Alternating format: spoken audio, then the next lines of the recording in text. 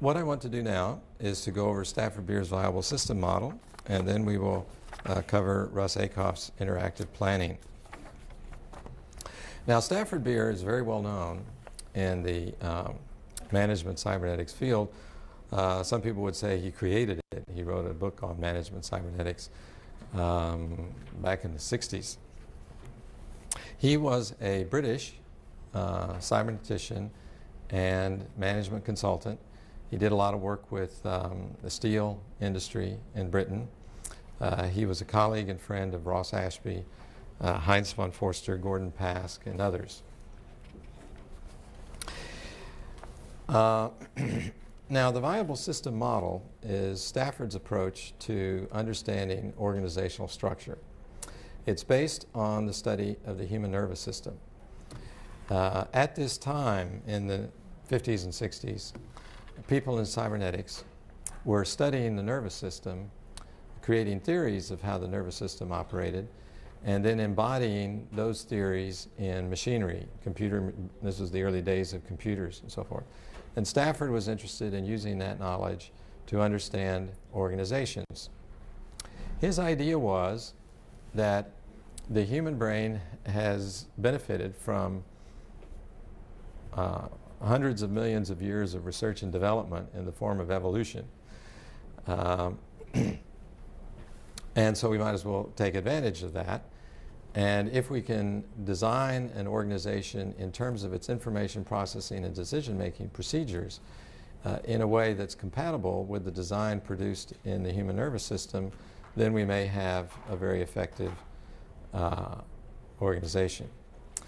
So he distinguished 5 levels or functions, and these 5 functions recur at each level. So the idea is that you can identify these 5 functions at the level of an individual, a group, a division, and the organization as a whole, and in a society.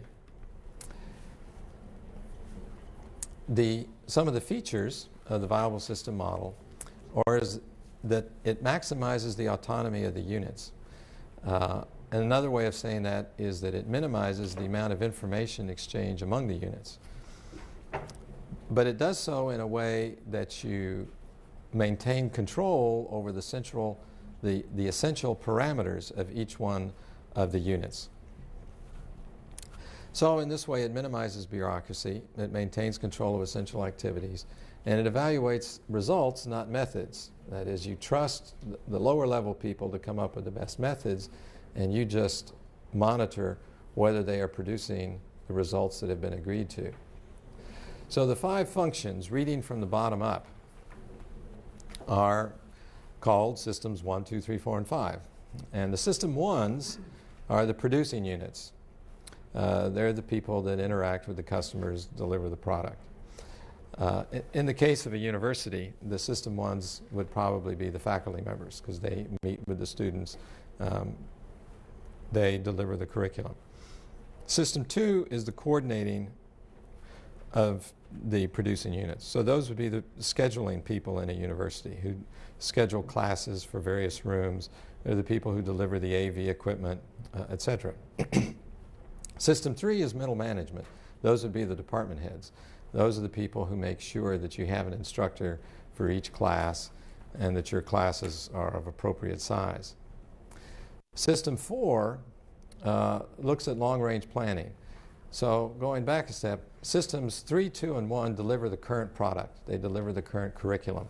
System 4 designs the new product or curriculum. Now, in the case of a university, that would probably include the faculty members again. But the point is that the function of designing the new product is what is being discussed in System 4 rather than specific people. System 5 controls the rate of innovation and defines the organization's values. So what you have here, once again, is Ashby's theory of adaptation, where System 3 is the internal, System 3, 2, and 1 is the internal feedback loop that delivers the current product. System 4 is that second feedback loop that redesigns the system, that redesigns whatever it is that's being delivered. And System 5 controls the rate of innovation. So you don't want to innovate too fast, it's too disruptive, but you want to innovate fast enough such that you're not overtaken by your competitors. So this is a model that is very useful, first in making sure that the product is delivered, second, that innovation is occurring, and third, that you're innovating at a suitable rate. And then System 5 also controls the basic values of the organization. So, the viable system model is based upon not only Ashby's theory of adaptation, but also Ashby's law of requisite variety. So that you want to make sure that the variety that needs to be controlled is controlled.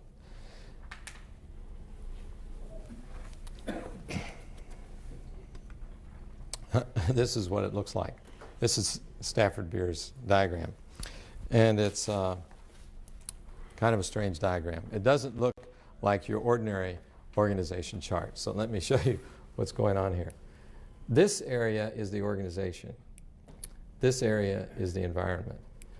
And what you find is that the environment is in touch with the organization at each one of the levels. So this is a System 1. This is a System 1. And within this System 1, you see a System 1 here and a System 1. So if this whole thing is a System 1, these are your System 2s over here. This is your System 3, which is the middle management control of System 1s. This is your System 4, and then this is your System 5. And what you can see is that within each System 1, you also have System 3, System 4, and System 5. Any questions about that? Now, let me just walk you through this and show you how this works. Okay, here's the System 1. And once again, you have System 3, System 4, System 5. This is your System 2 that controls and coordinates your lower level System 1s. This is called System 3 star. That's an auditing function. I'll explain more of these in just a moment. Each one of the System 1s is in touch with its environment. So you have the management, here's the operation, and Ashby was very much concerned with variety control. So you have variety amplification, that's the transmission of orders and procedures and routines, and you have variety attenuation, where you're monitoring what's going on in the operation and passing on to management only that information that management really needs. So you have variety amplification and variety attenuation between management and the operation. You also have the same processes between the operation and the environment.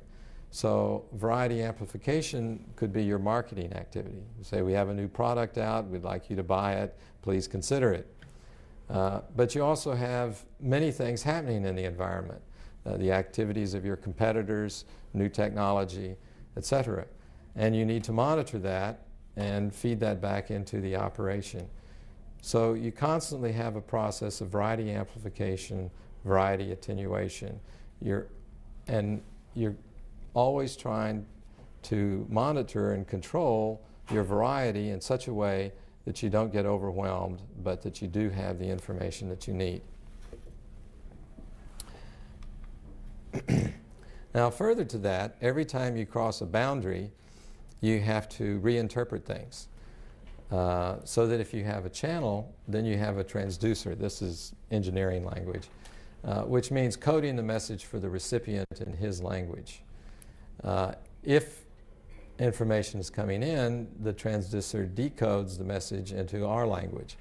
So you constantly have a problem of making sure your information system presents the information in a way that the person who's going to make a decision can interpret it and use it and act upon it. And that's what's being discussed here under the notion of transducers.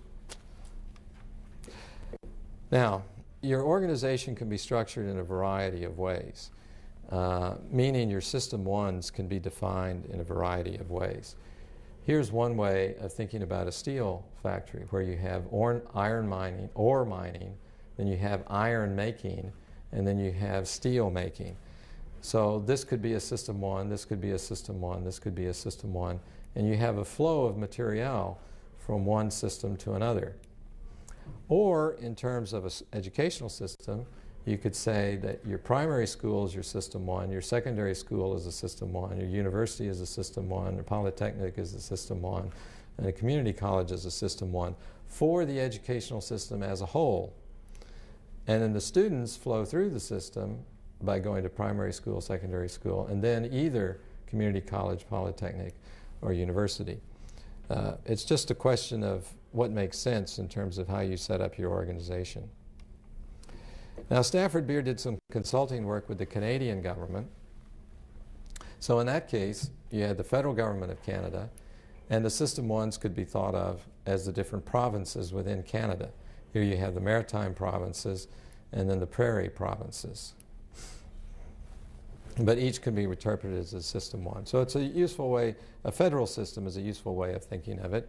And once again, because the idea is recursive, you can apply the same model at each level, so that within any particular province, your counties and your cities could be system 1s for the province.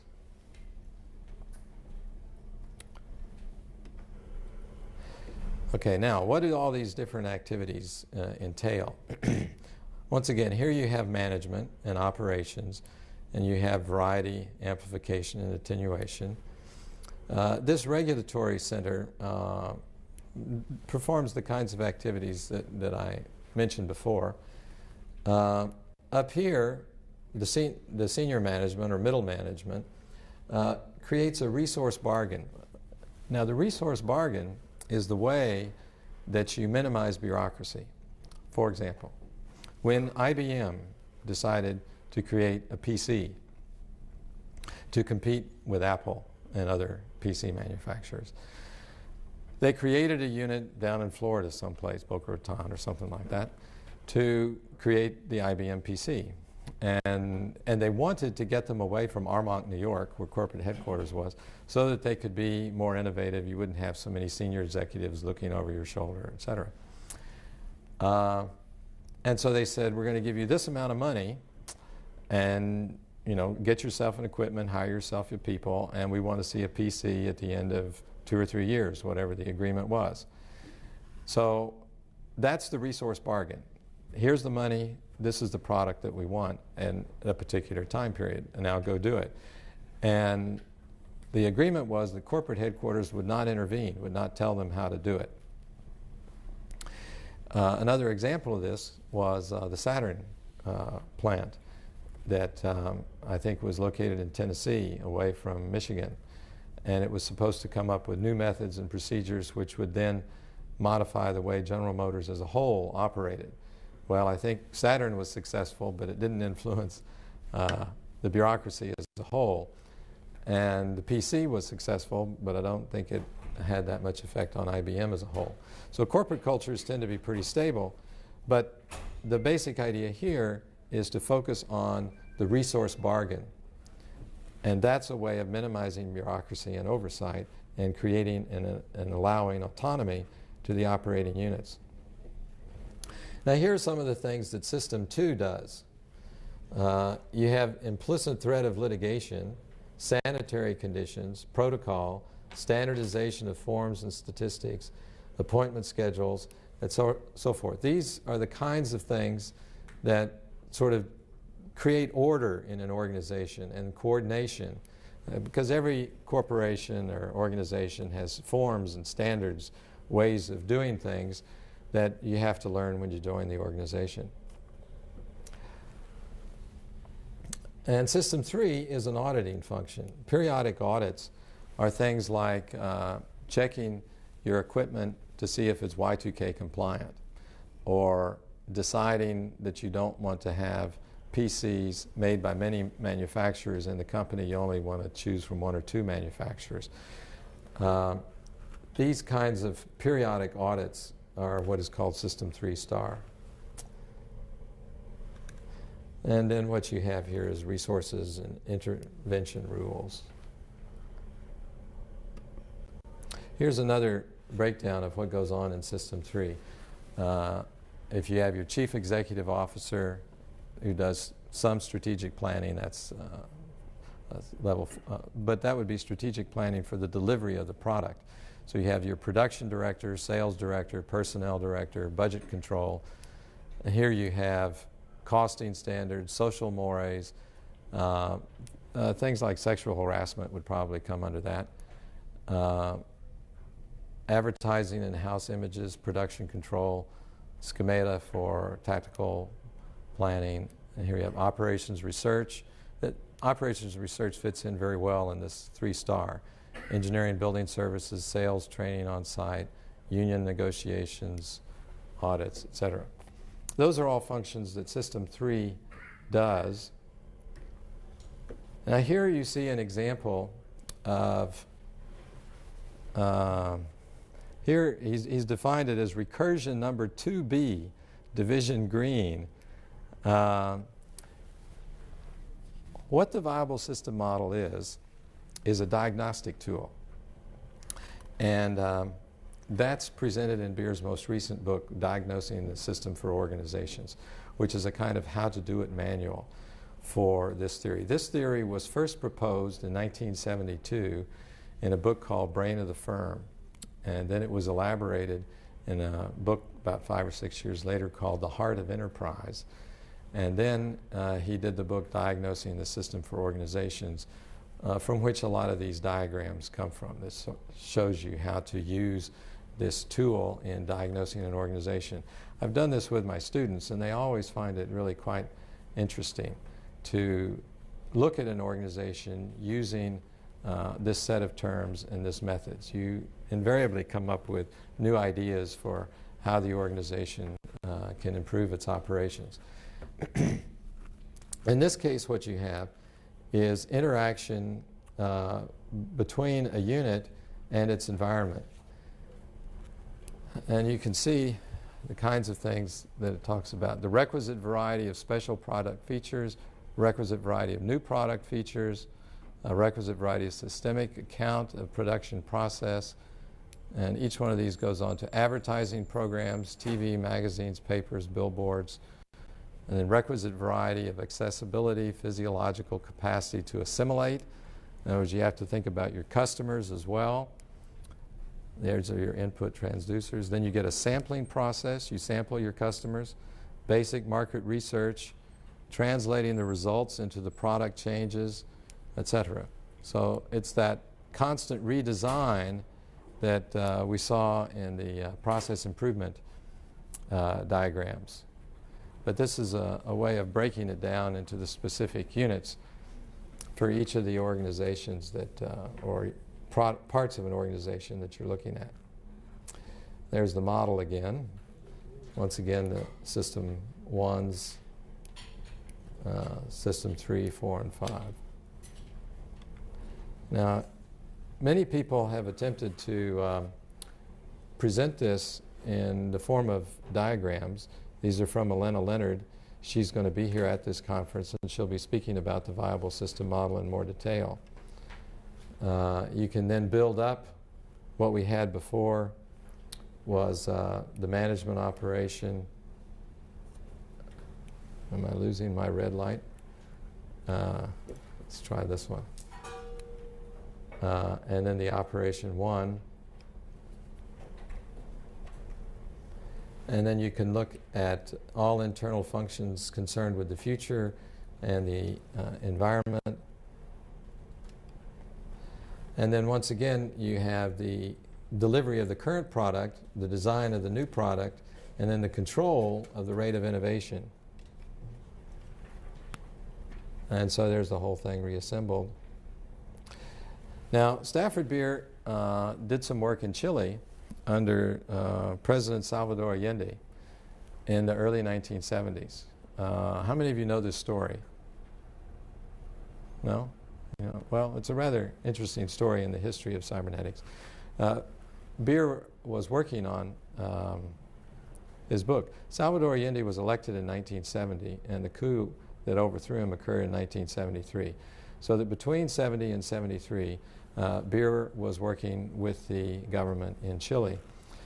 And So they implemented the viable system model as a way of attempting to understand the economy of Chile and to make it more efficient. I'm not sure how much. Yes? Stuart, I don't know, but the coffee break is here. I don't know what you prefer, if you continue. Okay. Anyone who wants to have a coffee, or you decide. Yeah, that'd be fine. Well, I would suggest anybody that wants coffee, just get up and help yourself. Okay. And I'll keep going, unless you want me to stop for a few minutes.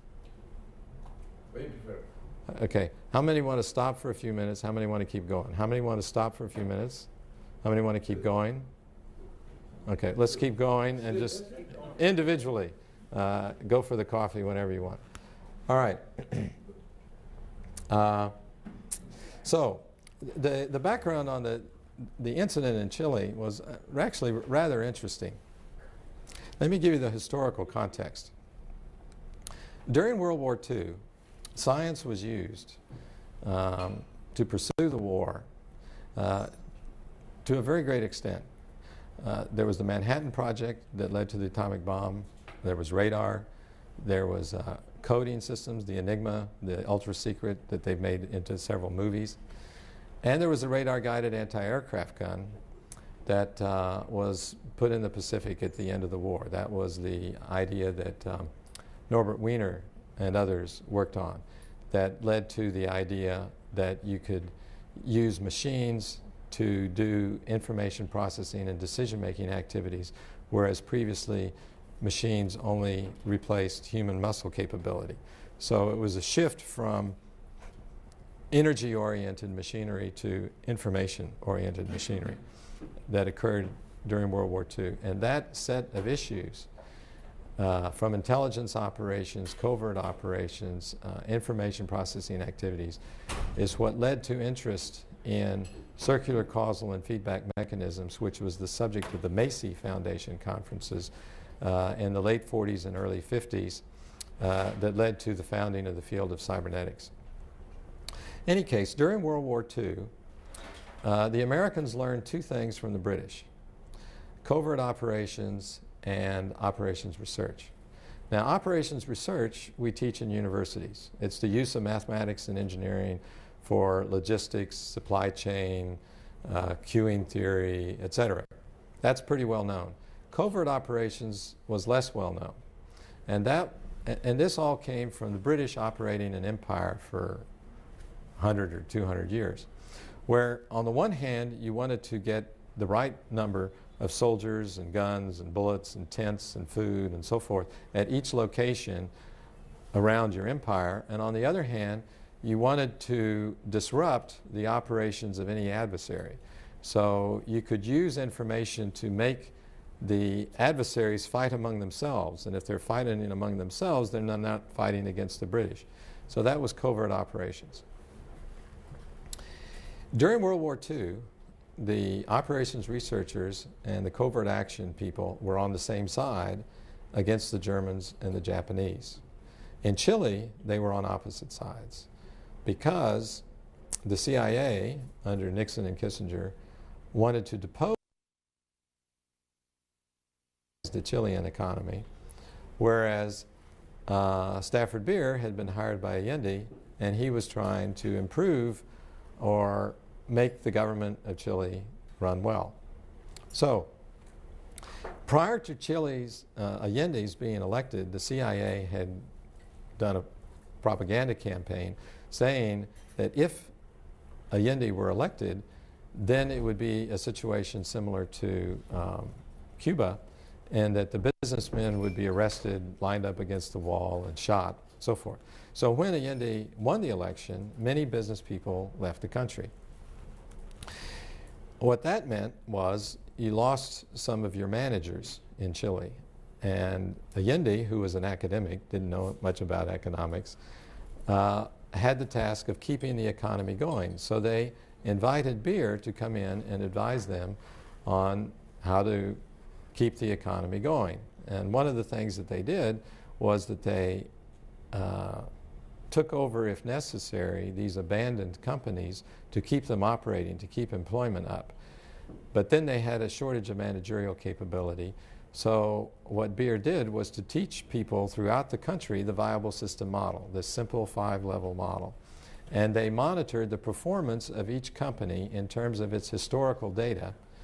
And then if things were going out of limits, they would assign managerial expertise to try to get the performance back within the historical standards. And this was a way of allocating managerial capability most efficiently throughout the country.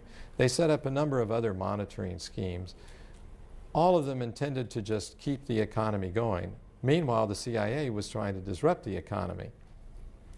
But the CIA was attempting to help the Argentinian economy at this time.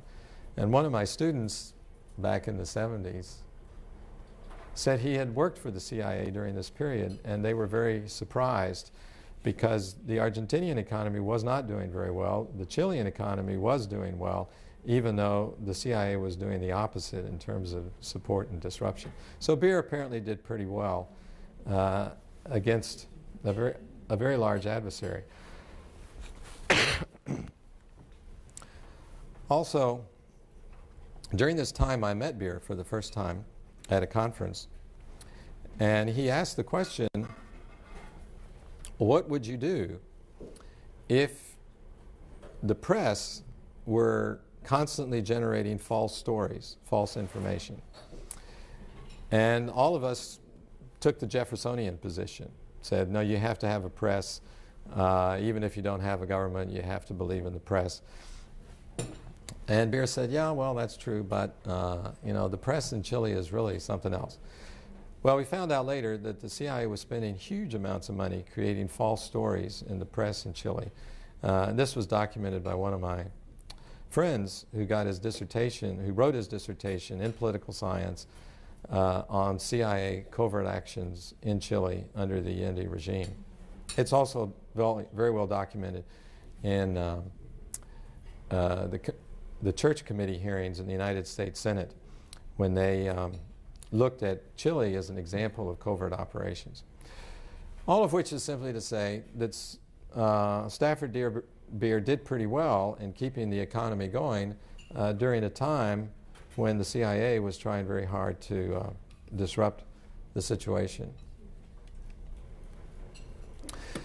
So, the viable system model is a diagnostic tool that can aid in understanding any organizational structure, whether it's a line, staff, matrix, and so forth. It defines the variety that needs to be controlled and structures to control it, that is, these different systems. And it shows how both to ensure innovation and to regulate the amount of innovation. Any questions about Stafford Beer's viable system model? It's an alternative to organizational structure, which is radically different, but I think is very helpful as a diagnostic tool. I do not know of any organization that has adopted it as a formal organizational structure. But I do know that Touche Ross used it in its consulting activities for several years. Yeah, I think the notion of recurrence is equivalent to the theory of fractal. Yes, it's very similar. Recursion, yeah, it's a recursive function, yes. Other comments? Question? That comment was about recursion and fractals. So, remind me if I don't repeat your question because it won't be on the tape. Okay, well, if there are no other questions on Stafford Beer's work, like I say, Elena Leonard will be presenting it later in the conference. So if you're at all interested in Stafford's work, I encourage you to take part in her sessions. The next set of ideas I would like to go over with you is Russ Akoff's approach to interactive planning. Now this is largely an approach to strategic planning, but it also focuses on a historical understanding of the evolution of large organizations. And Akoff was distinguished between control, prediction, and adaptation, where control as those things that you can control. If you can control something, then by all means do so. If you can control it, you don't need to forecast it. But some things are outside your control, in which case you need to predict or forecast what's likely to happen. However, if you can respond rapidly and effectively to changes that are uncontrollable and unexpected, you do not have to forecast them.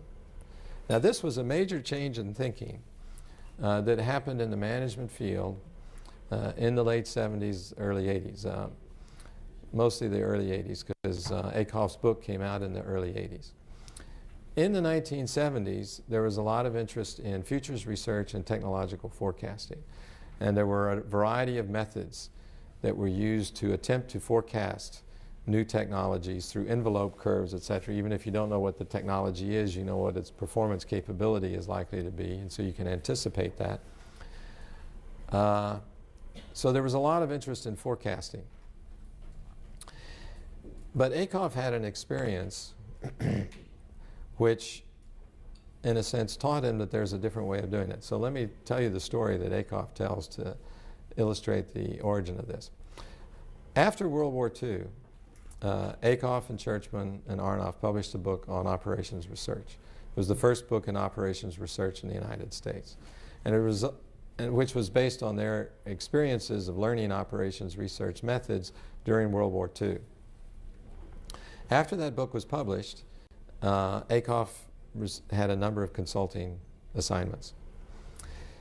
And on one occasion, he was invited to AT&T to visit with somebody about some consulting matter. And the person he was speaking to said that there's going to be an interesting meeting today. The CEO has told all the managers to show up in the auditorium. Would you like to attend?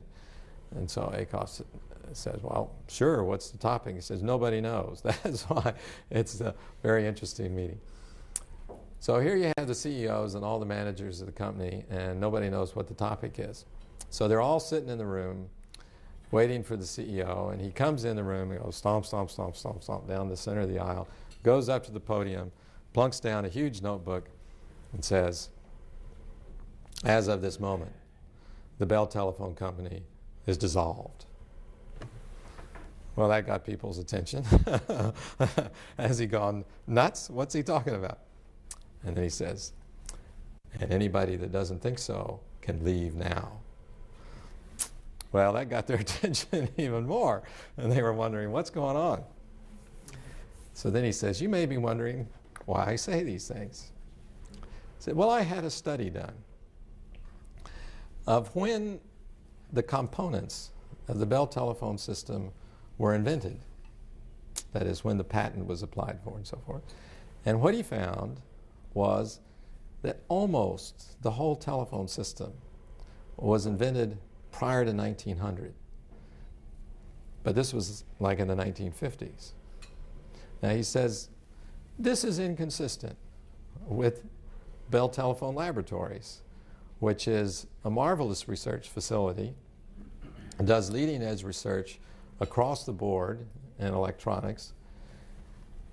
But those ideas don't seem to be getting into our product. So we are going to redesign the telephone system of the United States.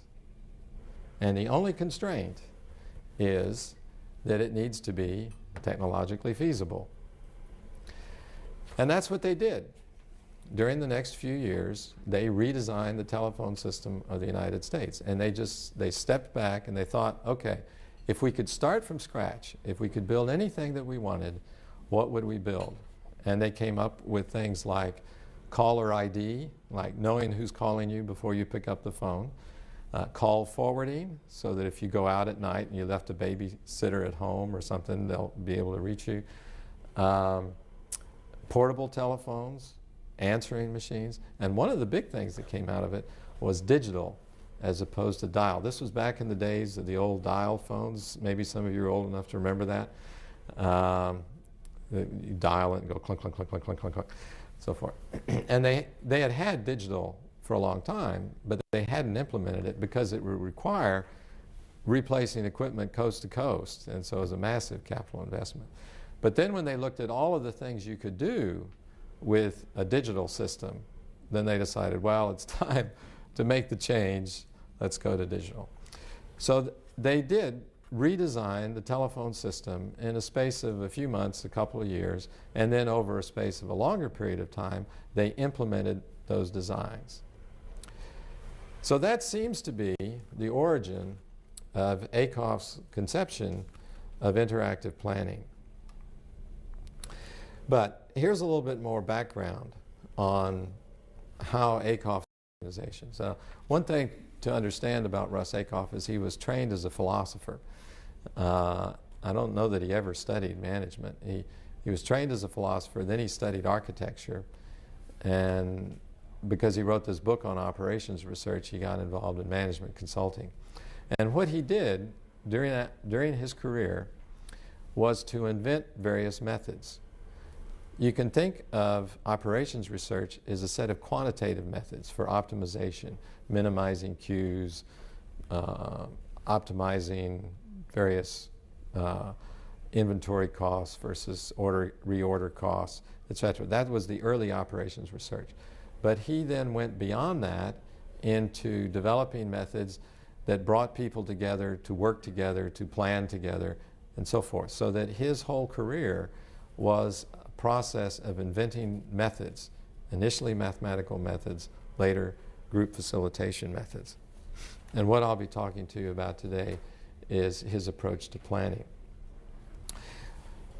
But because he was a philosopher, he would tend to think about what is happening in general in the case of organizations and management. And his notion was that there were three metaphors that have guided our understanding of organization. You could think of an organization as a machine, as an organism, or as a social system. And he would maintain that the early work in organizations assumed a machine model. And it grew out of the climate of the times. You probably know that the mechanistic theory of the universe that Newton used was based, at least in part, on the fact that people were making clocks to aid with navigation. And on these clocks, you had not only the sun and the moon, sometimes the stars as well, so that people imagined the universe as a mechanism. And if God had created the universe as a mechanism, then human beings could create organizations as a mechanism to produce the things that they wanted. So the philosophical approaches were analysis, where you take things apart, you understand the parts, you assemble the parts to understand the whole. That's based on reductionism, which is a belief in ultimate elements, like the search for atoms and then elementary particles. And determinism, cause and effect can display all interactions. And you try to create environment-free explanations. That is, holding everything else equal, just vary one variable at a time. Now, if you're using the metaphor of a machine, then you can think of workers as replaceable parts. And that worked pretty well in the United States during the late 1800s, early 1900s, when we had wave after wave of immigrants who were often unskilled, spoke different languages, but could be put to work on assembly lines. And if they became unhappy with the work, you'd just fire them and hire somebody else, which led to the rise of labor unions. But over time, workers became more valuable because they became more skilled, more educated. And so firing them was more costly to the organization. It was like they were the hands or arms or the organs of a body, of an organism, so that your managers may still be the brain and the workers are the hands, but if you cut off your hands, then you're not as capable as you were before. As people continued to rise in their skill and educational levels, they tended to become more autonomous. And so you had the problem of thinking of an organization as a social system where you have to produce agreement on the goals. And this is why corporations are now so concerned with vision and mission and so forth. It's a way of getting people to buy into the goals of the organization and to willingly support those goals rather than just being told what to do. So in the systems age, you have the appearance of dilemmas. The behavior of each element affects the behavior of the whole. And you cannot have independent subgroups because they're all related. System thinking, means identifying a containing whole, explaining the properties of the containing whole, and explaining properties in terms of functions of containing unit. This is the notion of expansionism. Let me say a little bit more about this. I've done a lot of work with the Soviet Union, or the former Soviet Union, since the early 1980s, arranging scientific meetings and so forth. And one of the things I've discovered in that work is that Europeans and Americans look for meaning in different directions. Let me explain. There's a method in cross-cultural psycholinguistics called associated group analysis method. It's a way of understanding culture by looking at language. So if you give to Americans the term labor union and ask them to write down all the ideas that that term makes them think of, they'll say things like wages, strikes, boycotts, maybe organized crime, etc. So it would be elements of a labor union or things that a labor union does. If you give the term labor union to a group of Russian managers, you get nation, economy, society. And this is a pattern that holds for across the issues that you deal with. It might be bank, manager, corporation, innovation, etc. I did this research back in the early 90s, comparing American managers with Russian managers. But what I didn't observe until it was pointed out to me was that there was a systematic difference in how they were answering. Americans reason down to specifics, but Europeans reason up to more general categories. So in a sense, they look for meaning in different directions. And this helps to explain why cybernetics and systems theory, even though they were largely created in the United States, were created by European immigrants. And now that those people have mostly died, the activity in cybernetics and systems theory seems to be shifting back to Europe, because Americans don't see much need for general theories, but Europeans think it's the way to go. I was told a funny story by some Americans who went to a conference in the Czech Republic. And they presented their work. And somebody in the audience, a Czech person, raised his hand and said, well, that may work in practice, but does it work in theory?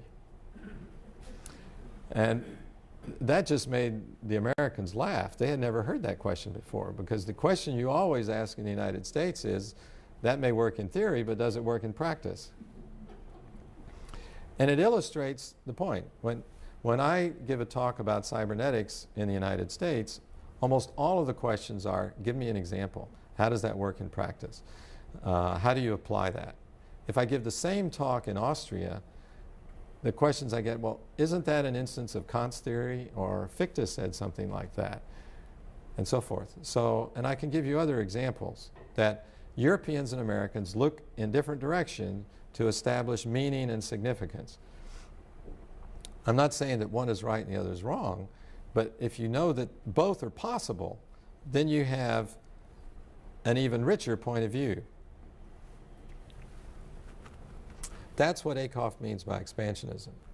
That, and the way he would explain it is as follows. To say, an analytic approach to understanding, say, a university would be to say, well, it consists of a medical school and an engineering school and a liberal arts school and a law school.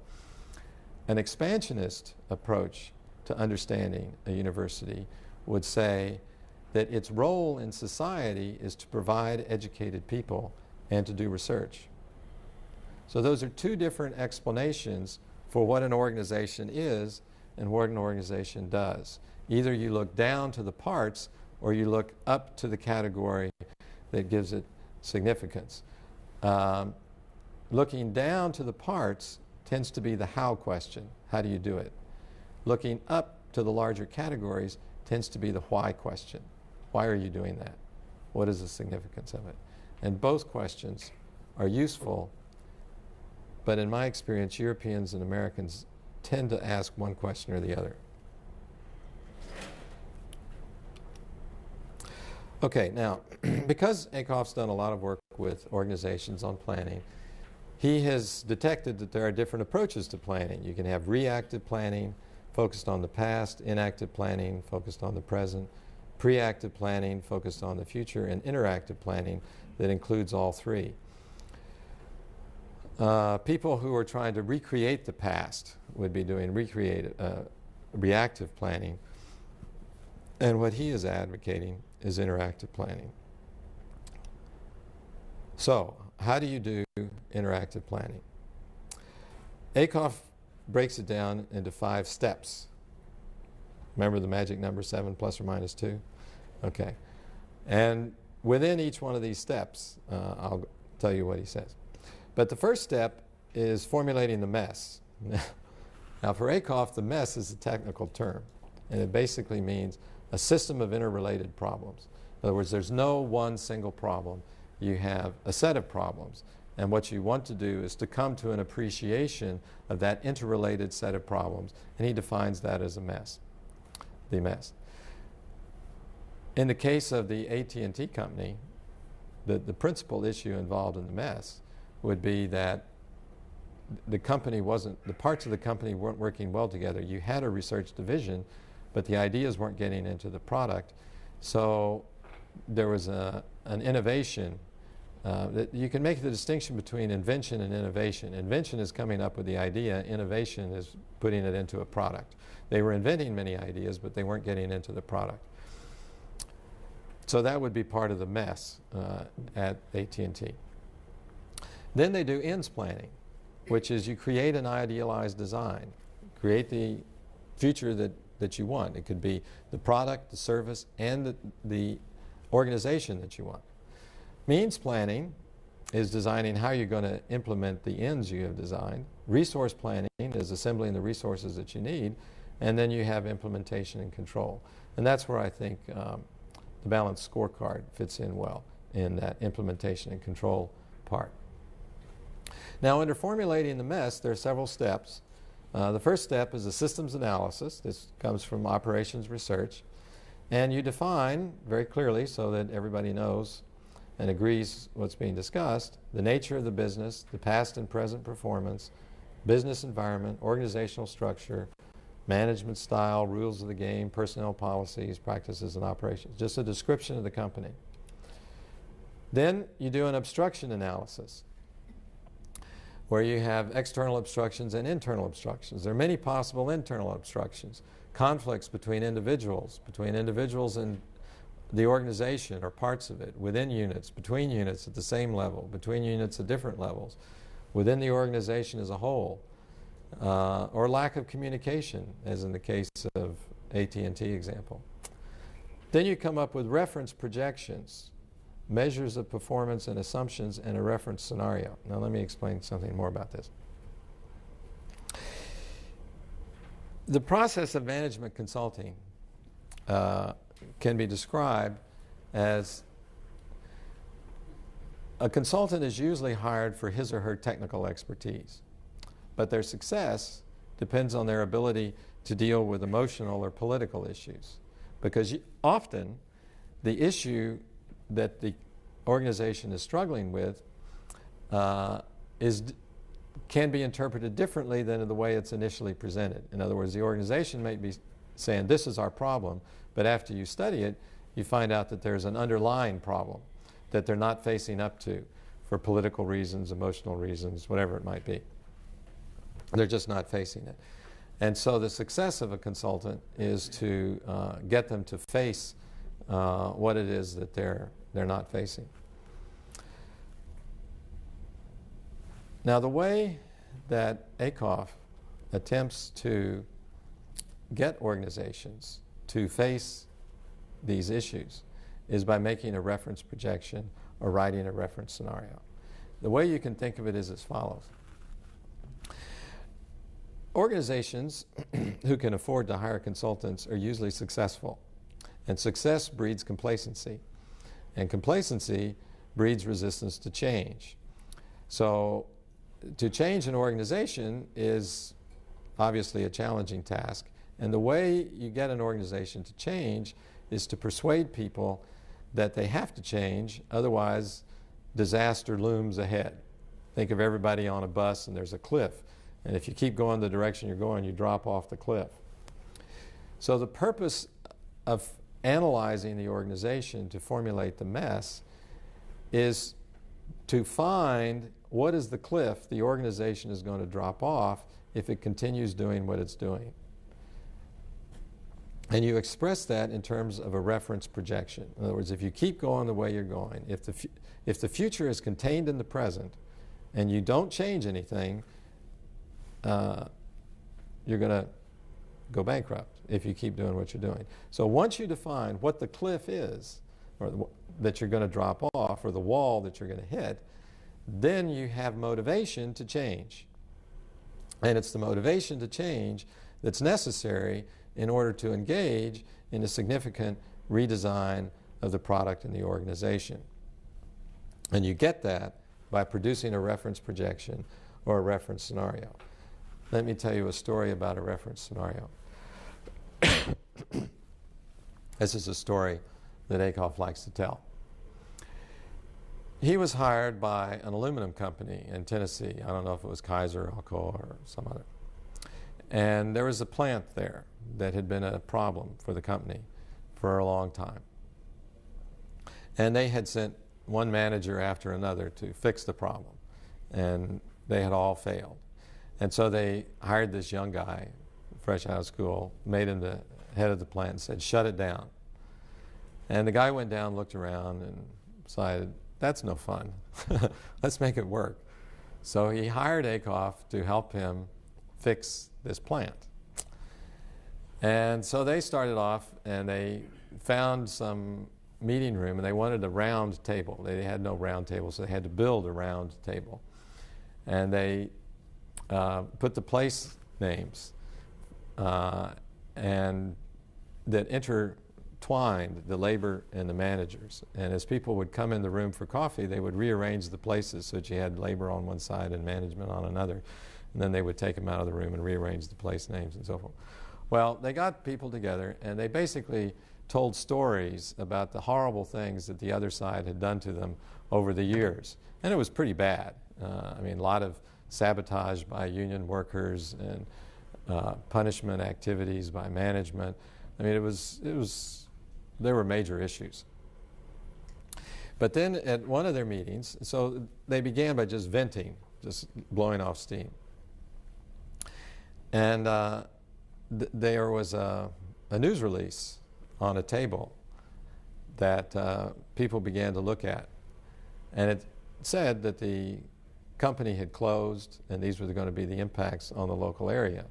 Loss of jobs, loss of income, businesses moving out of town, and so forth. And so when they saw this and began thinking about it, it had a tendency to dampen the hostility between the two sides. They hadn't noticed that the date was 2 or 3 years in the future, but they interpreted it as a press release from the present based on the problems the company had had. So by reading that press release of the closing of the plant, both sides were able to see the future. That is, they were able to look at this reference scenario and reconsider. And even though they had ample reason to be angry with each other, the question was, are you able to work together in order to keep the plant open? And so they decided they could. And so they went back to redesigning the operation of the plant, and it became the most productive plant in the system. So Akoff likes to tell that story.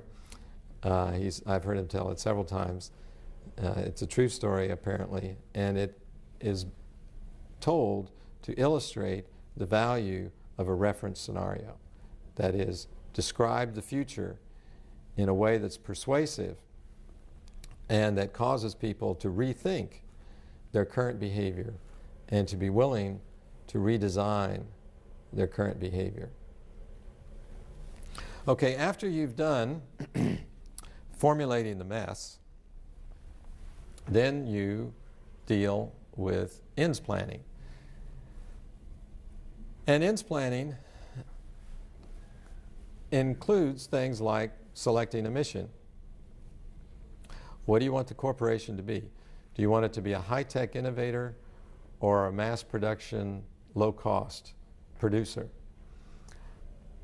Do you want to be in the trucking industry or the automobile industry? That has to be decided. Then you specify the properties of the system planned for. Another one of the consulting projects that Akoff and his students worked on was a trucking company in the United States that was being subjected to competition from Japanese manufacturers. And they occupied a niche in the middle-sized trucking companies, not the vans and not the huge companies, but the mid-sized trucking, which was under pressure from foreign manufacturers. So they had to decide what they were going to do. And they did a study and they forecasted the future and decided that the margins were better at the high end of the trucking business than in the middle range. And so they started making larger trucks and they were able to stay in business. So here you see some of the elements of ends planning, specifying the desired properties of the system, idealized redesign of that system, selecting gaps between this design and the reference scenario, etc. And then you define the means, the way that you want to implement it, the controllable variables, uncontrolled variables, etc. And you evaluate alternative means, the use of models in evaluating the means, testing models, heuristic use of models, etc.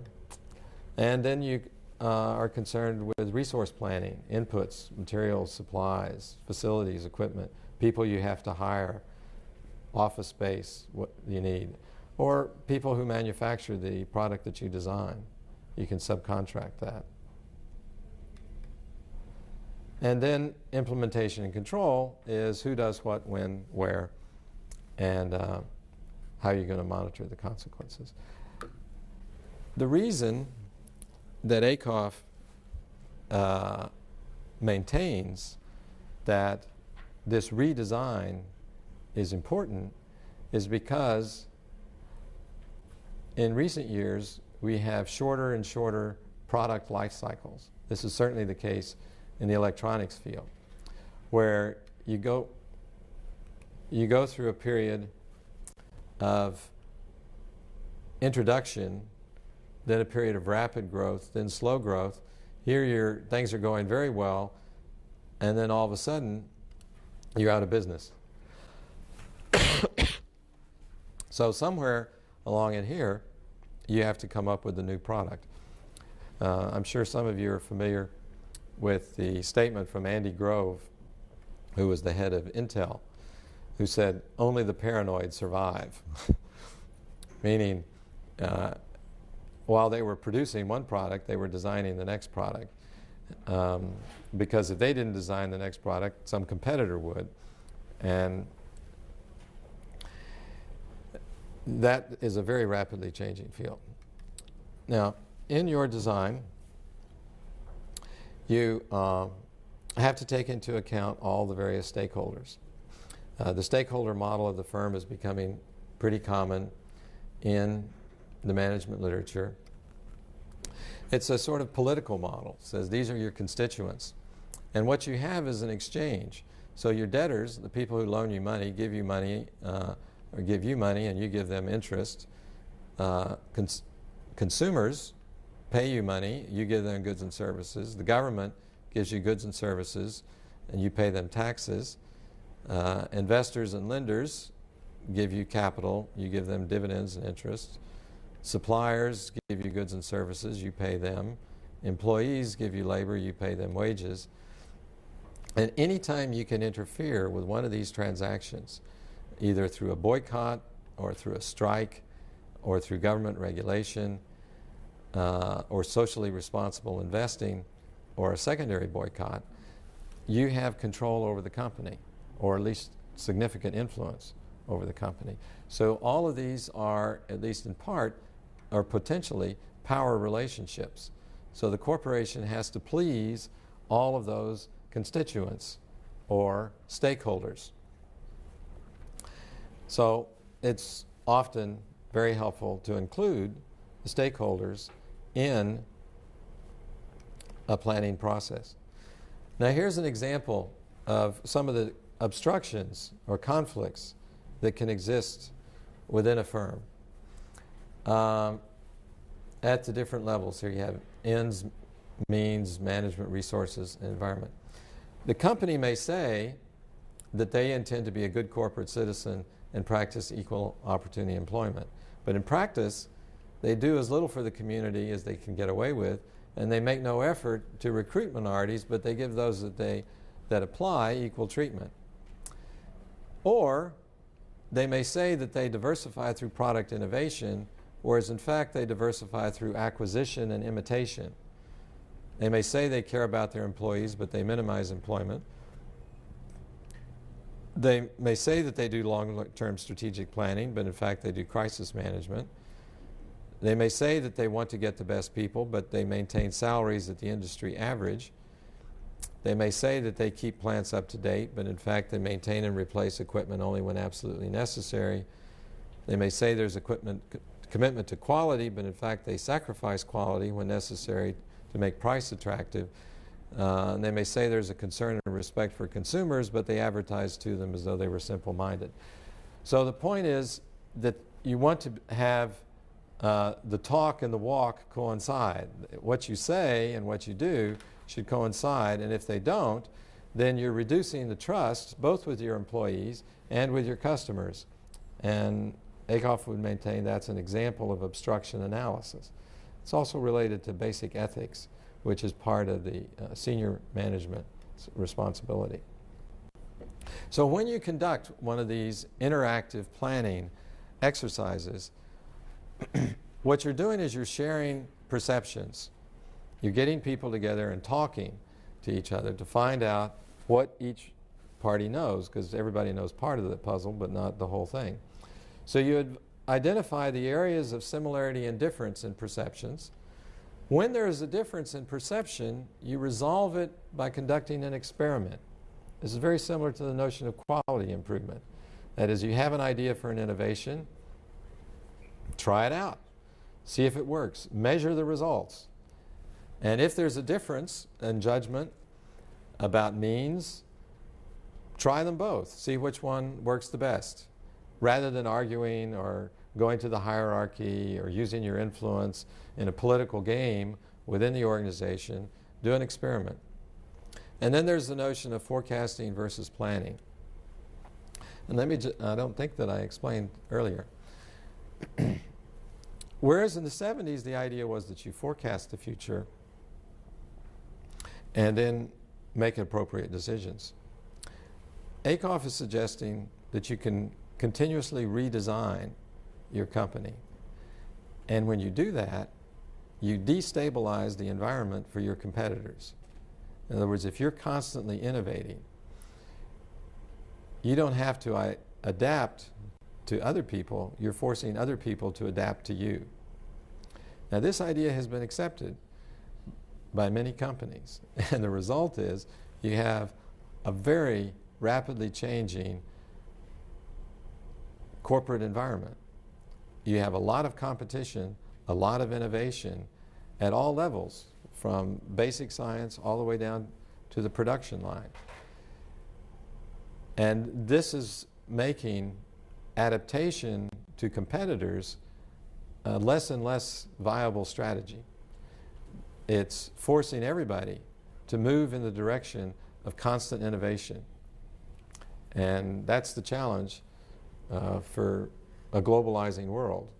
If some people are engaged in a continuous process of innovation and improvement and others aren't, then those who innovate and improve will expand their market share, and those who don't will contract their market share.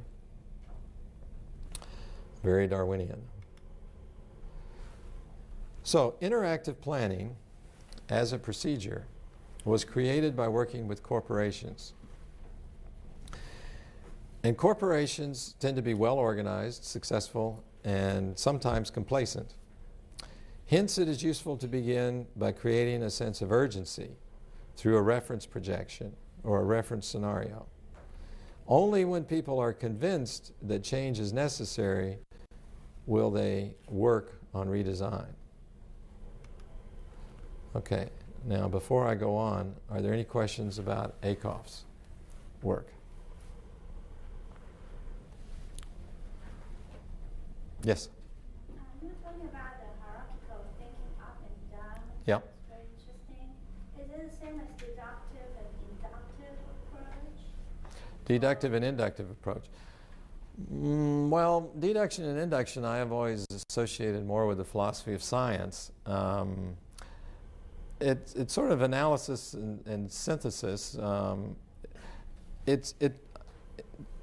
connection to corporate planning, I would say, is more this cultural distinction that I tried to make between Americans going down to specifics and Europeans looking up to larger categories. It's the difference between an individualist and a collectivist society.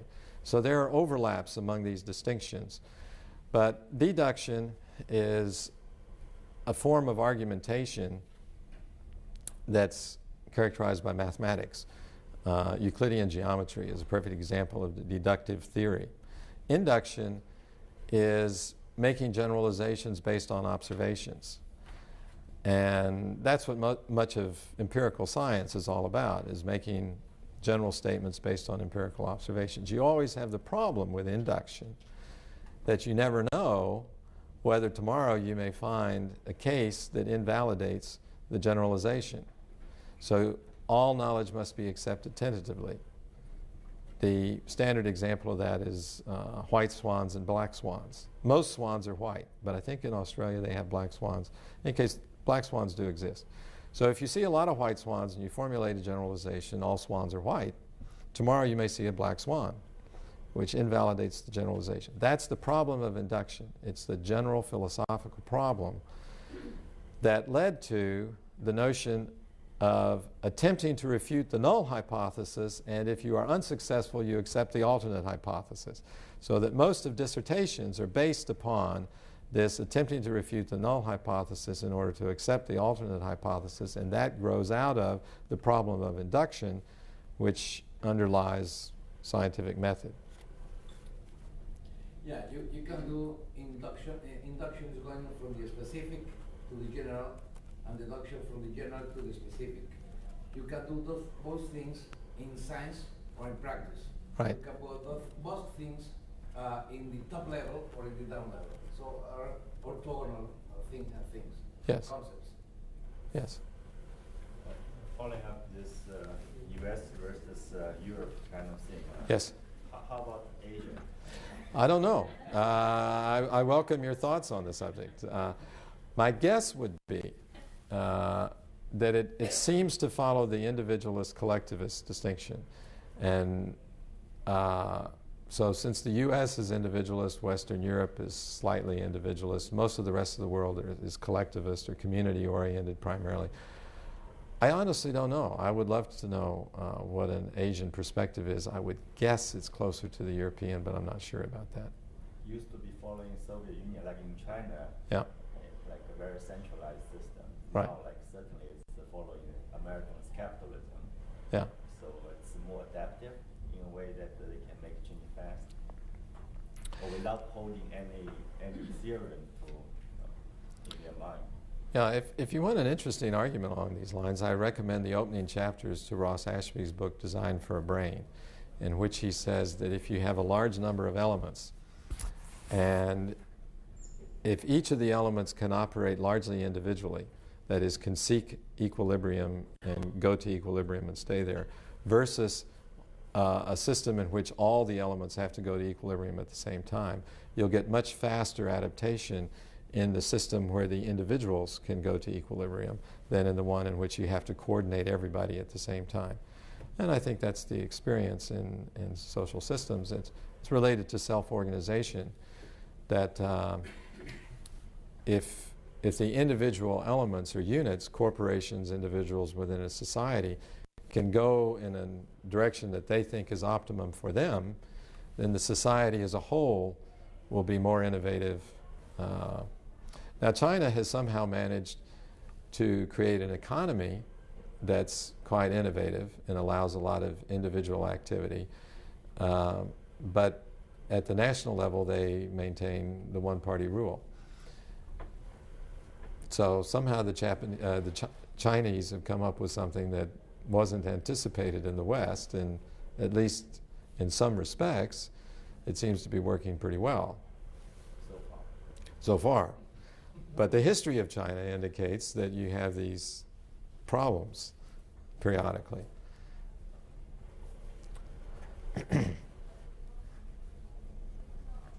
Other questions about ACOF? Okay, well then let me go on to something that's similar to interactive planning, but different. And that's the work of the Institute of Affairs. Anybody heard of the Institute of Cultural Affairs? Really? Oh, we got one. Okay. Okay. Well, I've begun writing papers about it because I think it's a really interesting organization. It doesn't exist anymore, or at least not to any significant degree.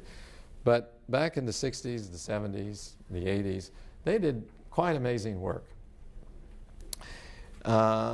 This was a group of people who were trained to be Protestant ministers. And they decided that they didn't want to, and they were sort of the management consultants for the World Council of Churches, is my understanding. So they did the computer systems and the retirement systems and stuff like that. But they had also read the Bible and so forth. So they decided that that wasn't very satisfying. They wanted to work with poor people. So they started doing so. They started working with the poor black community on the west side of Chicago. And mostly they were doing Head Start programs. I guess I need to explain what a Head Start program is. This is a federal government program that tries to get poor children up to the same level as the children of professional parents in the first grade. The experience had been that if you have educated professional parents, when the kids show up at school, they know the basics of reading, writing, and arithmetic because their parents have been reading to them. But the children of less educated parents haven't had that background, so when school starts, the poor children have a tendency to be behind at the very beginning, and they fall farther behind and then drop out of school. So Head Start was designed to get the children of poor parents up to the same level of reading, writing, arithmetic, so forth, as the children of professional parents. And this has been evaluated over many years and has been shown to be, I believe, the most effective federal government program because you don't have to incarcerate the children later, you don't have the crime control costs, and they become tax-paying citizens. So you get benefits across the board. In any case, that's the way they supported themselves, was by operating Head Start programs. But they also did community organizing. Well, then in 1968, Martin Luther King was assassinated, and many cities of the United States were burned. I was flying back from Washington to Illinois that day, and it was an amazing sight. You could see all the cities burning: Washington, Philadelphia, Cleveland, Detroit, and Chicago. I had the feeling I was flying over Germany during World War II because you could see the flames and the smoke, and etc. In any case, they were burned out. So they had to decide whether they would continue or just give it up and go back to their suburban churches. And they decided to continue. So they had a meeting, and they conducted a meeting of the people in the community, and it went very well. And so they said, hey, maybe we've got something here. Let's try it in another location. So they tried it out in the Pacific in the Marshall Islands, which is a U.S. protectorate. It's a developing sort of third world culture. And again, it worked very well. They also tried it in an Aboriginal community in Australia. And each time this method of getting people together and holding a planning activity produced very good results. So they said, okay, let's do one in each of the 24 time zones around the world. And they did.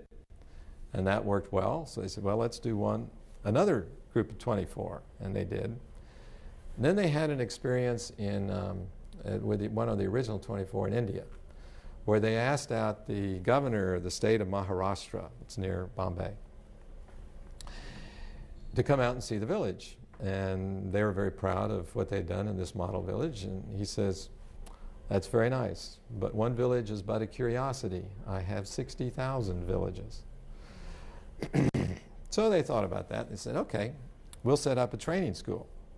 We'll turn this village into a training school, and we'll invite in community leaders and organizers from surrounding villages and train them to go back and do the same thing in their villages. So they did, and they did that over time, and they produced rapid growth in the number of villages involved in this community organizing activity.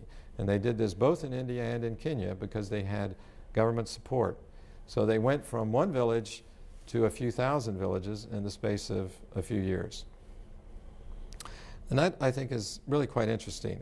If you combine that process of self-organization, group facilitation with microfinancing, and then small business assistance, I think you have a very strong bottom-up strategy to combine with the top-down strategy that's expressed in the economic rules called the Washington Consensus, which is a set of macroeconomic recommendations for how to create an appropriate set of policies for developing a country.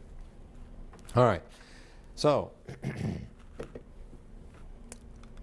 that's the background on the Institute of Cultural Affairs. Let me just wrap it up a little bit. They were getting money both from church contributions and from USAID and from the World Bank.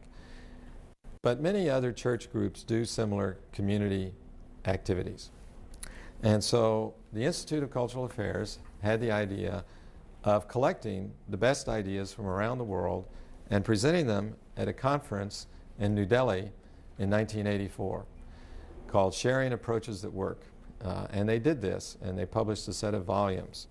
And the way the process that led up to the New Delhi conference was that they would take a state, like the state of Maryland, and ask all the voluntary organizations to submit their best projects. And then they would pick the most interesting. And then they would look at the mid-Atlantic states of the U.S., and they would have a conference, and people would present their projects, and they would pick the best. And then you would do the East Coast of the United States. You'd pick the best projects. And then you'd do the whole United States. And they did this around the world.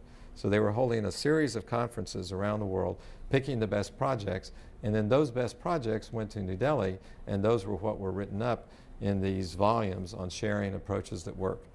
So the Institute of Cultural Affairs, I think, has done really very innovative and work, but then they grew too fast, and they outran their financial base. They had been living basically at a poverty level, like Peace Corps volunteers, for several years, but they had the normal life processes of producing children and aging parents, so they had to put their children through college, and their elderly parents needed medical care, so they had to drop out and get normal jobs, usually with AID, the World Bank, and so forth. And as a result, the organization of the Institute of Cultural Affairs pretty well dissolved.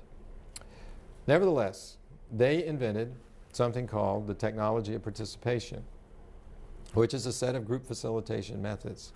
One of the things they did was they created something called the International Association of Facilitators, which is an organization of consultants who use group facilitation methods.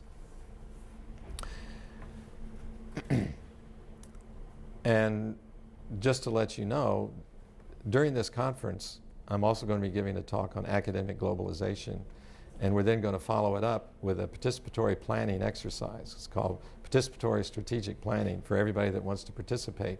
We're going to use the methods of the technology of participation to come up with cooperative programs among the people at the conference, attempt to implement those over the coming year, and then ideally get together next year and go through the whole thing again.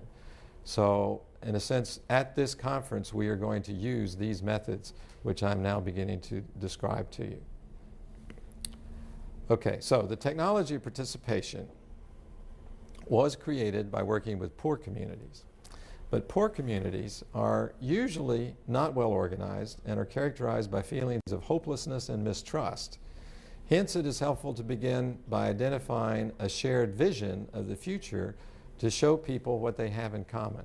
Now, the point that I'm making here is that the steps in participatory strategic planning are different from the steps in interactive planning, in that in this case you start with the operating vision. That is, what is our vision of the future? What do we want to see in place in 5 years?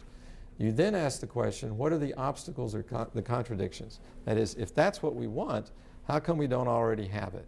What is standing in the way? Then your planning focuses on strategies to removing the obstacles to achieving the vision, and then you formulate actions to implement the strategies, and then you arrange those on a timeline, usually by quarter. What do we do in the first quarter, second quarter, third quarter, fourth quarter, to implement those plans? At the end, you come up with at the end of the planning activity, you come up with a plan. You then work for a year to implement those plans. Before you come back together again a year later, you say, okay, what did we say we were going to do? What did we actually do? What was easier than we thought? What was more difficult than we thought? What have we learned? And then you go through the planning activity again. So it's a continuous learning activity. And the point that I want to make here is that you can either start with the mess and then come up with the idealized design, or you can start, in a sense, with the idealized design and then formulate the obstacles to achieving it. So that the reversal of these first two things is about the main difference between this approach and Ackoff's approach, except that the implementation of these two methods is radically different. Because Ackoff's activity is something that a whole corporation does over a period of a year or two.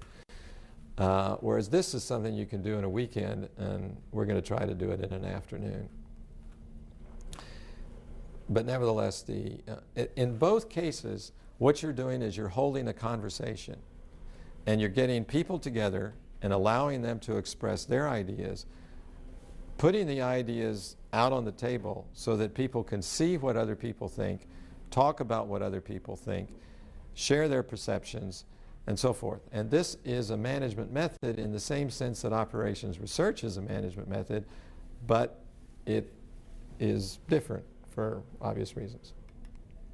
Okay, now, to implement each one of these steps, why does it go back? Okay, these steps, the vision, obstacles, strategies, and actions, you use the workshop method. And the workshop method is the first you set the context. And in a sense, what I'm doing now is telling you the context of what we're going to be doing. I think it's Tuesday afternoon. You then do brainstorming. That is, people write down on cards their ideas about the vision or obstacles and so forth. And you put them up on a sticky wall, which you will see. You just stick them up on the wall. So the brainstorming is you ask for ideas from the group of people. You then cluster the ideas by similarity. Then you name the cluster. That's just identifying the basic concept in the cluster. And then you discuss implications. And basically you ask the question, is that everything? Is that everything we're thinking of? Is that complete? Does that express our views? And then, so that you do this for the vision, and then you go through this for the obstacles or contradictions, then you go through it for the strategies, and then you go through the thing for the actions. So you follow those procedures, and the result is a strategic plan. So the advantages of the technology of participation is that it's a pretty easy method to learn and to use. That is, you first participate, and after you participate and watch what's going on, then you lead a small group. And after you've led a small group a few times, then you can lead the whole activity. So you learn it by doing it. This method does not require advanced technology, which is why you can do it in poor communities around the world. You don't even have to have electricity. It can be used with groups of varying size. And this can lead to a consulting practice. So if you guys get excited about this, you can turn this into a consulting activity when you go home. And it can be the basis for a bottom-up development strategy, which I mentioned earlier, that is working with communities and innovating in communities as opposed to setting macroeconomic policies. Okay, any questions about the technology participation?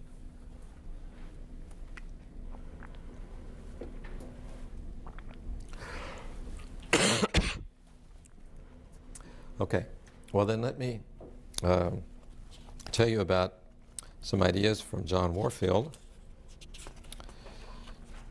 which is sort of similar, but different. Now, Warfield was an engineer, this will just take a minute and then we'll break for lunch, who worked at Battelle Memorial Institute in Columbus, Ohio. And he was concerned with the management of complex systems. And what he meant by that was mostly design processes, like the design of an automobile, the design of a jet aircraft, the design of a computer, where everything is related to everything else. This is particularly true if you're designing an airplane, because if you put something here, it's going to have an effect on the weight distribution. And then it has an effect on vulnerability if the airplane gets shot up or so forth. So you have to think about a lot of interrelationships among the components. And he studied the history of mathematics and all sorts of different ways of depicting and graphing complex systems. And some of you are familiar with the work of Peter Cheklin. Cheklin is also an engineer who sort of gradually moved in the direction of the social sciences to focus on interpretation and conceptualization as opposed to quantification and deductive reasoning. It's that kind of emphasis on conceptualization as opposed to deduction that both Warfield and Cheklin moved toward. Now, what Warfield says is necessary when designing a very complex system. Now remember, what we're doing now is different. Interactive planning that ACOF focuses on is concerned with overall corporate strategy. The technology participation that was developed by the Institute of Cultural Affairs was originally developed to deal with communities, but it has been used in corporations, government agencies, universities, and so forth. It's a very general method. But what Warfield is focusing on is detailed technical systems, complex systems, like the design of an aircraft, or the largest system that he worked on was the Defense Acquisitions System. Probably I need to tell you what that means. You know that there is something called the Defense Department in the United States. It's a very large department. And they buy lots of equipment.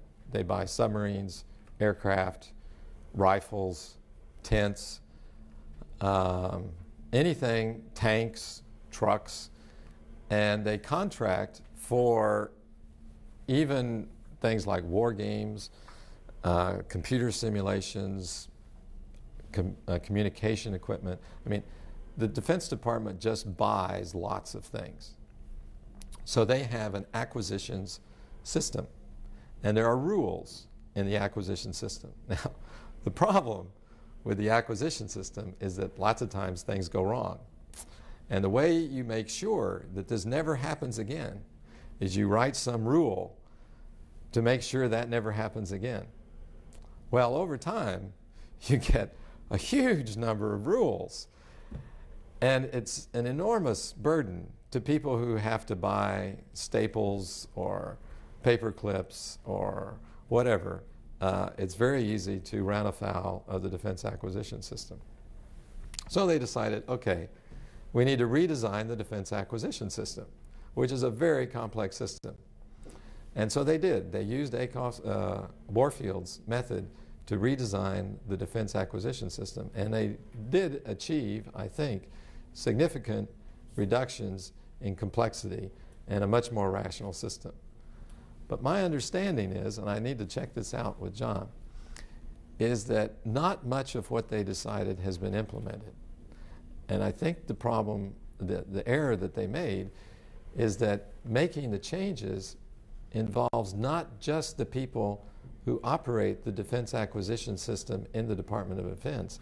It also involves people on Capitol Hill, committee members, and different things like that. And if those people aren't involved in the planning process, they don't understand where this idea came from. They don't understand the significance of it.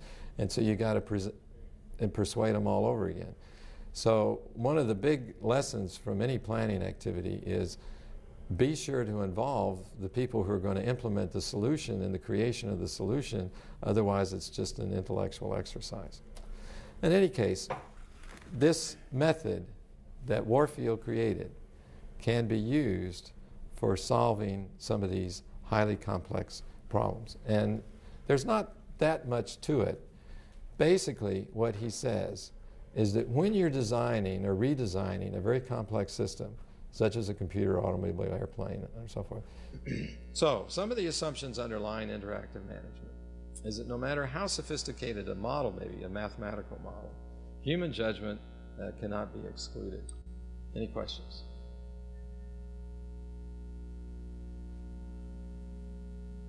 Yes?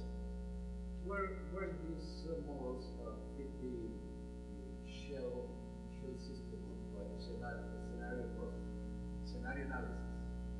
You're talking about Shell Oil Company? Shell Oil.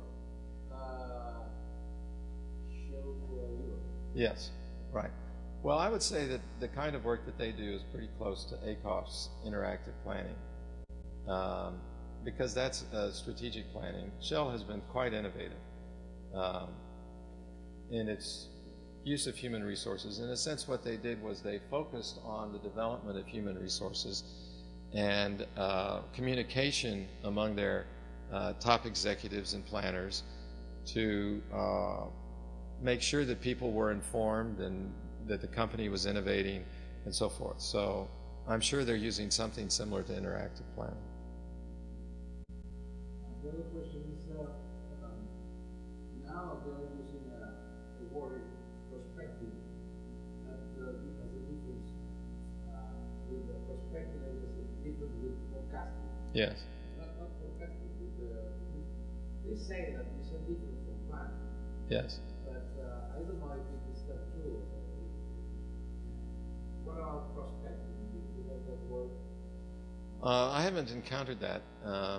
I would guess what they're referring to is... They say that prospecting is not planning, it's still in the future. From a logical point of view, looking at the consistency of the possible future to have. Right. Yeah, I would... I mean, there are many ways of describing these things. It would sound to me like they're, in a sense, inventing sort of micro-worlds and experimenting with these micro-worlds. I think Microsoft does that. They sort of... And actually, that's what the United States... and that's really what you're doing in any kind of high-tech research and development thing. Back when I was a student at the University of Illinois, we had very advanced computers at the University of Illinois. And the way I described it was that, well, they're very expensive. Okay, these leading-edge computers are very expensive, so you don't have a lot of them. But what you do is you create 1 or 2 copies, and you pour a lot of resources into them, and you put talented people there. And you say, okay, you have this great machine. Now think of something you can do with it. And so I thought of it, you sort of throw these people out into the future and you see what they come up with. And that's basically what I did as a graduate student. We were working with very advanced computers that were designed for computer-based education. But we thought they could be used for computer-based education, for computer-based communication. And in a sense, we were working on programs that are now called the Internet. But this was in the early 1970s. And we thought we had created fantastic stuff. But nobody used it because it was too expensive, because you had to make long-distance phone calls. And so I sort of went on to something else, and then in the early 90s, here was the internet, and whoosh, it took off. So, but the ideas were developed in the early 70s in terms of things like websites. We didn't call them websites, we called them database programs, communications programs, email, so forth. We were experimenting with all of that in the 1970s, but because the costs were high, you couldn't make it commercially viable until you got the costs down, and then everybody started doing it. So those are kind of micro worlds. They're research facilities. It's a common approach. Yes. Well, let's take this one first and then that one. Yeah. Okay, you mentioned about the complex system, which is done by a group of specialists. Yes. But in reality, there are many situations that you have a group of many different kinds of background, different kind of people with Yes. kind of expertise, and the system you design for taking up those inputs may be very much open, not very well structured, and you can do with a group of specialists as well they could incorporate that. So how do you deal with this kind of situation, or will you cover any organization that work on covering those aspects of management? The aspects of where you have a very diverse group of people as opposed to a group of specialists? Yeah. Well, these three methods that I described, interactive planning, which is usually corporate strategic planning, is mostly the people in the corporation, but you could very easily invite in outside experts like ACOF participated in this Bell telephone company exercise. In the case of participatory strategic planning that was done in communities, you most definitely want to have outside experts, because those are the people who bring in knowledge and new methods to the community, because you set up things like agricultural cooperatives, businessmen's cooperatives, who invite in consultants. And the planning activity establishes these institutions like an agricultural cooperative, a businessmen's cooperative. Now, in the case of interactive management that Warfield described, I think that was a problem that he encountered.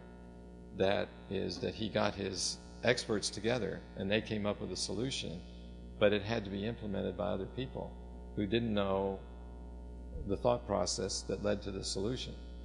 And that is a very common problem in planning, that if you do planning but you don't involve the people who implement the plan, you don't get implementation.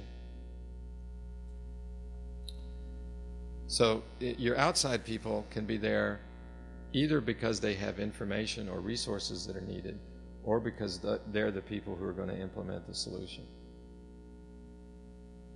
So those are by design. By design, you include those people, yes. So you definitely design the... You already know who's the top expert in the field and who's going to execute those plans. Yes, that would be the assumption. Now, there's always things you don't know, but experience has shown that you do need to involve some of those people. Yes?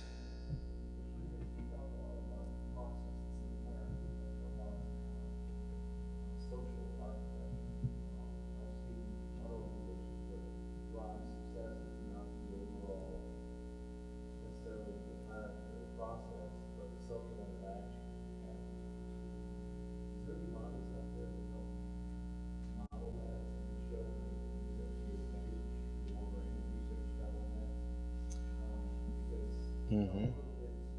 Corporate operations, such a little on that. But where I work, I found it has more of a good motivating social organizations because the hierarchy or even organized process. Mm-hmm. They like people to take care of their fellow collaborators. Don't like them to make a difference sometimes. Yeah, it sounds to me like your question is would be most readily answered by referring to the literature on leadership. That is, a lot of effort goes into picking leaders of large organizations. And I think a large part of what you're looking for in a leader is somebody that's open to listening to the views of people and who can lead people through a process of collecting their ideas and implementing their ideas, and who is a good spokesman for the values and the goals of the organization.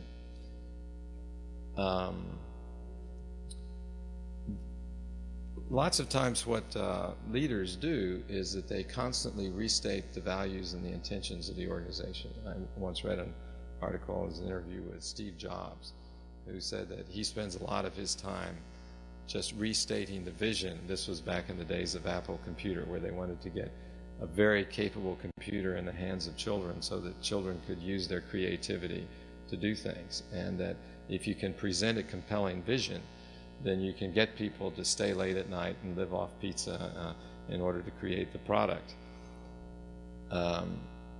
In the case of universities, I remember at the University of Illinois, the president of the university, whenever he gave some sort of welcoming address or something like that, would talk about the research achievements of the university, betatrons, computers, radio telescopes, different things like that. He would praise various professors, who won Nobel Prizes, etc.